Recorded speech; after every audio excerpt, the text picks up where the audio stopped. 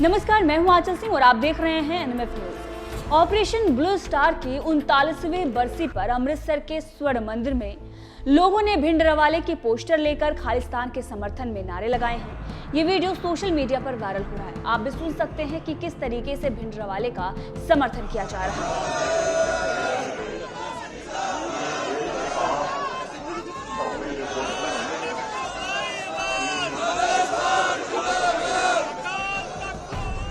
अब ऐसे में आपको बताते हैं कि आखिर कौन है भिंडरावाले और क्यों भिंडरावाले के पोस्टर लेकर खालिस्तान के नारे लगाए जा रहे हैं और इंदिरा गांधी से इसका क्या कनेक्शन है। आजादी के बाद भारत में सबसे दुर्दांत घटनाओं में से एक 1984 में हुए सिख दंगे हैं। जब भी इसकी बात होती है तो ऑपरेशन ब्लू स्टार की चर्चा जरूर होती है। ऑपरेशन ब्लू स्टार एक ऐसी घटना जिसने भारत को तोड़ने का काम किया, जिसने कुछ चीजों को हमेशा के लिए बदल कर रख दिया जो आज भी नहीं सुधर पाई। बताया जाता है कि भारतीय सेना को ना चाहते हुए भी इस ऑपरेशन को अंजाम देना ही पड़ा।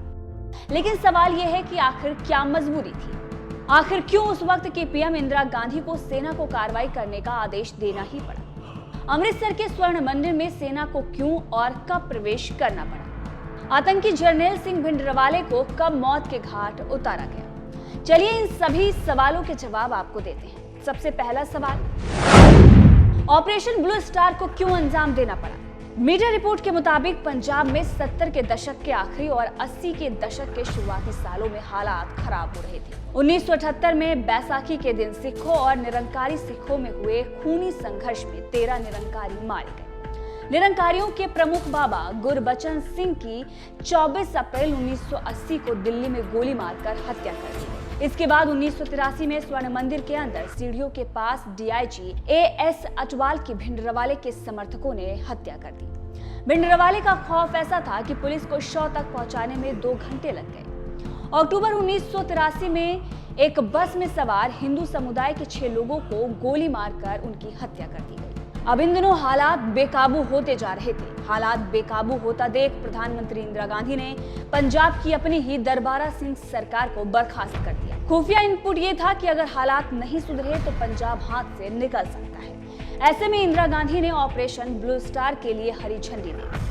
ऑपरेशन से पहले 2 जून 1984 को पूरे पंजाब में कर्फ्यू लगा दिया। अब दूसरा सवाल यह है कि आतंकी भिंडरावाले की मौत कब और क्यों की गई। दरअसल भिंडरावाले को एक सिख संगठन दमदमी टकसाल का 1977 में प्रमुख बनाया गया। लेकिन भिंडरावाले की विवादित बोल, उसके भड़काऊ भाषण पंजाब में जहर घोलने लगे और एक तरह से आतंकवाद को बढ़ावा देने लगे, लोगों को कट्टर बनाने का काम करने लगे।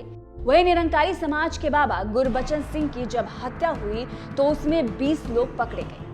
उनका कनेक्शन भिंडरावाले से निकला, जिसके बाद इस बात पर मुहर लग गई कि भिंडरावाले नफरती और कट्टरपंथी लोगों को तैयार कर रहा है। जैसा कि हमने आपको पहले भी बताया कि किस तरीके के प्रकरण हुए, कितने लोगों की जान चली गई और किस तरीके से आतंकवाद को बढ़ावा मिलने लगा। वहीं दिसंबर 1983 में भिंडरावाले स्वर्ण मंदिर के गुरु नानक में रहने लगा। इसके बाद अकाल तख्त के बगल में ही एक बिल्डिंग में वो रहने पहुंच गए। उसमें रहने के साथ साथ उसने अकाल तख्त पर अपना कब्जा भी जमा लिया और फिर वहीं से अपने सारे खेल को अंजाम देने लगा।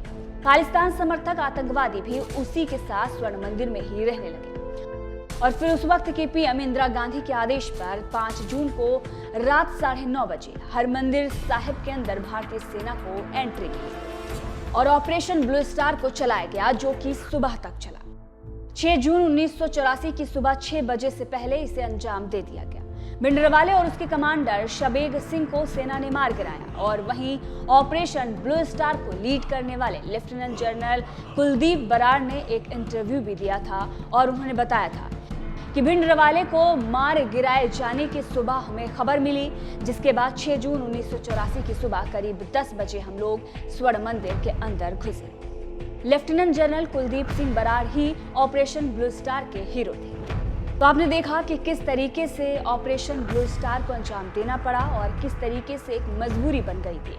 आतंकवाद बढ़ता जा रहा था और पंजाब को बचाने के लिए इस ऑपरेशन को चलाया गया।